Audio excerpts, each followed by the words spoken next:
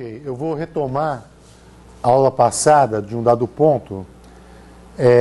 Então é o seguinte, a ideia era calcular o campo gerado por um material magnetizado, né? Um ímã, por exemplo. Então a gente partiu da solução da equação de Poisson para o potencial vetor, onde você faz uma expansão de multipolo e a gente vai resguardar só o termo de dipolo. Então eu vou imaginar que eu estou cheio de dipolos magnéticos aqui, com uma dada distribuição, e eu sei que o potencial de um dipolo, A de R, é dado por μ0 sobre 4π, m vetor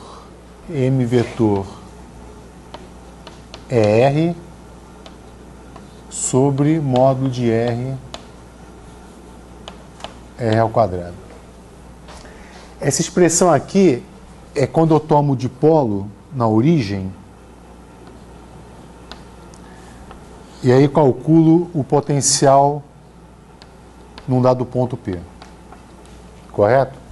Se eu deslocar a origem do dipolo para uma outra posição, eu posso escrever essa expressão assim, um A de R, como sendo μ0 sobre 4π, m vetor R menos R' sobre o módulo de R menos R' ao cubo. Né? Só deslocar a origem. Isso aqui a origem está no próprio dipolo. Então eu tenho um dipolo gerando um campo no espaço. É claro que o campo, na verdade, é o rotacional desse cara aqui. Existe uma condição subsidiária que a gente mal menciona, que essa expressão pressupõe que a divergência de E é zero, né? Mas a gente nunca lembra disso. Enfim, aqui não é importante essa observação. Eu vou usar essa expressão, a gente usou, na verdade, essa expressão para calcular o potencial de vários dipolos. Agora tem uma distribuição de dipolo. O que a gente fez? A gente definiu um vetor chamado de magnetização, M de R, que na verdade é uma densidade de dipolos magnéticos, né? Então, se eu multiplicar esse M por um dV', eu vou ter um dm'. Tá? Então, se eu conheço a distribuição de magnetização no meu meio material, eu sei como é que, ou seja, eu tenho a densidade de dipolos magnéticos, eu sei te dizer em cada ponto qual é o meu dipolo magnético, o elemento de dipolo magnético chamado dm. E o que a gente fez é isso, então, a gente substituiu essa expressão por um dm e integrou para calcular o A total, né? E aí nós observamos que o A total, o A de R, era dado por μ0 sobre 4π, integral de dV', m de R', vetor R menos R' sobre o módulo de R menos R'. Foi isso que a gente fez, né? Partimos dessa expressão, manipulamos, usamos algumas identidades vetoriais. Isso é uma revisão. E aí concluímos o seguinte, que o potencial vetor A de R, ele era dado por dois termos, né? Um termo, que é um termo de volume, que era μ0 sobre 4π, era integral de um JB dV' sobre o módulo de R menos R'.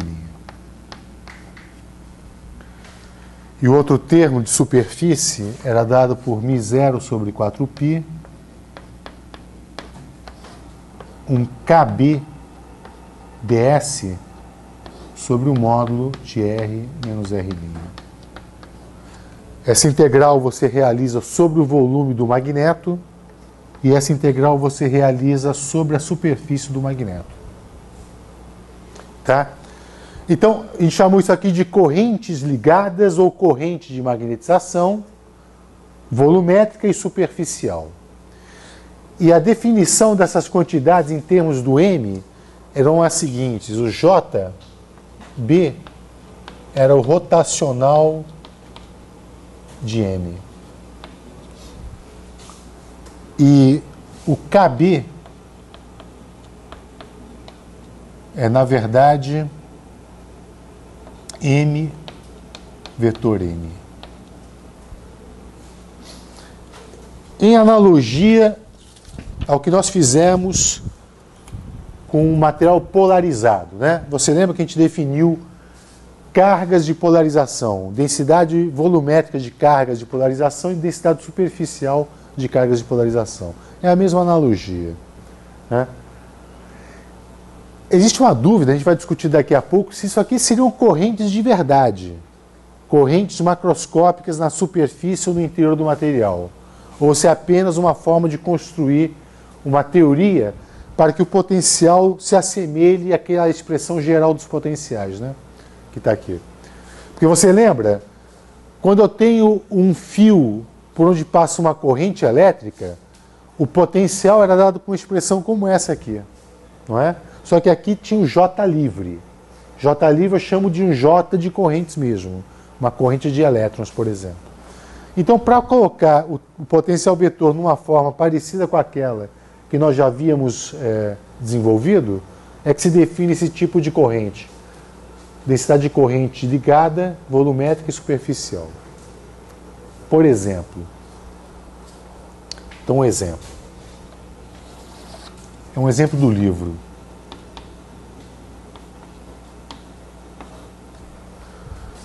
Eu vou só comentar porque ele está resolvido de fato, que é o seguinte: imagine que eu tenho aqui uma esfera de raio R com uma magnetização uniforme do tipo M na direção K. Né? Na verdade, isso é um ímã com formato esférico. Alguém já viu essas bolinhas imantadas? Não. Tem um site chinês que você compra um monte de bolinhas imantadas e você faz um monte de brincadeiras com aquilo. Já viu isso? O Tadeu tinha na sala dele. Eu fiquei até com vontade de comprar, mas não comprei. Então, eu tenho uma esfera magnetizada. É claro que você pode entender isso da seguinte maneira: em cada ponto aqui da minha esfera eu tenho uma magnetização na direção Z. Então, se você quiser, você poderia pensar que a magnetização são linhas apontando para a direção vertical, por exemplo. Aí eu quero saber como é que é o campo magnético gerado por essa esfera. Bom, então o que você faz? Você calcula a densidade de correntes volumétricas de ligadas e a superficial, calcula o potencial vetor e você calcula o campo B, tomando o rotacional desse cara aqui. Lembra, né? O campo B, na verdade, é o rotacional de A. Bom, então, fazendo isso, você conclui o seguinte: JB, que é o rotacional de M, é zero exatamente porque M é uniforme, não tem rotacional. Resta saber quem é a densidade superficial de corrente, quem é KB. Então, KB é igual a M vetor N. Então, como é que seria isso? Eu tenho aqui, por exemplo, meu eixo, está aqui ao ângulo θ. Neste ponto, o M aponta nessa direção. E o N é esse vetor normal aqui, N. N e M. Então eu preciso fazer o produto vetorial desses dois vetores, né? N é um vetor unitário, é um versor. Então isso vai dar M seno de θ, que é o ângulo que eles formam, na direção F. Correto? Se você fizer M vetor N, você vai ter um vetor circundando aqui. Portanto, o KB tem essa cara, M seno θ F.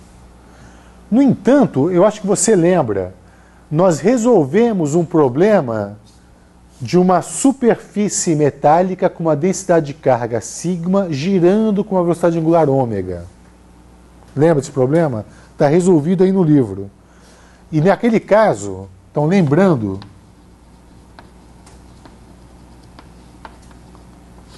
então, esfera com densidade de carga sigma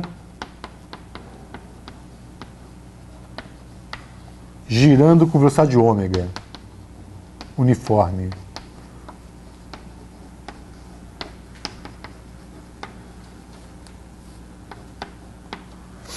Esse problema. Então você eletrizava uma esfera e botava para girar com aquela velocidade angular. Aí nós vimos o seguinte, que o K, que era dado por sigma V, a velocidade depende do ângulo, na verdade, né? Por exemplo, a velocidade aqui é zero. Correto?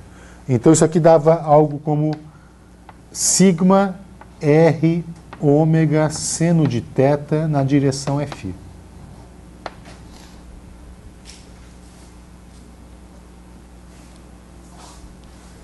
Tá? Se você quiser, tem aí no capítulo 5, em algum momento a gente fez esse cálculo. Ora, então, a gente já realizou essa integração aqui, ó. Tá lá resolvido. Não preciso repetir isso, correto? Nós expressamos quem era esse cara, quem era o K, quem era o ds, fizemos as contas e concluímos que o campo B era uniforme dentro e era um campo de um dipolo fora. Tá? Eu não vou fazer isso de novo porque o problema é exatamente igual. Basta você relacionar o M com sigma R ômega. Né? E aí você vai concluir, se você reproduzir os cálculos,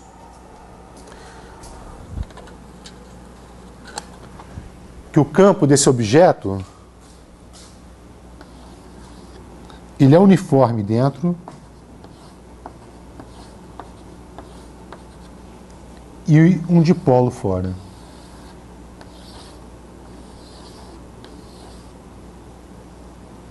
Tá?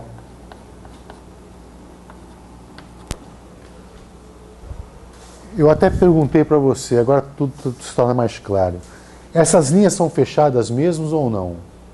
Veja que, por exemplo, se eu pegar uma linha de campo, como esta aqui, o sentido da flecha é sempre o mesmo. Será que eu estou enganado ou devo inverter o sentido em algum momento? Que foi?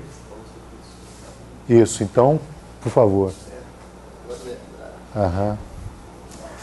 Baseie-se numa das leis do eletromagnetismo.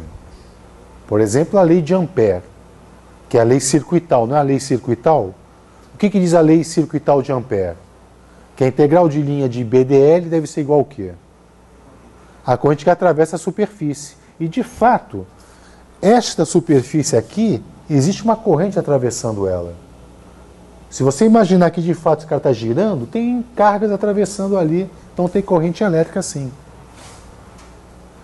Agora, eu estou me referindo a esse problema. E a esse problema aqui, existem cargas atravessando a superfície ou não? Existe uma corrente de magnetização. Existe esse M aqui, ó. Esse cara aqui. Então vamos tentar dar forma a esses vetores, né?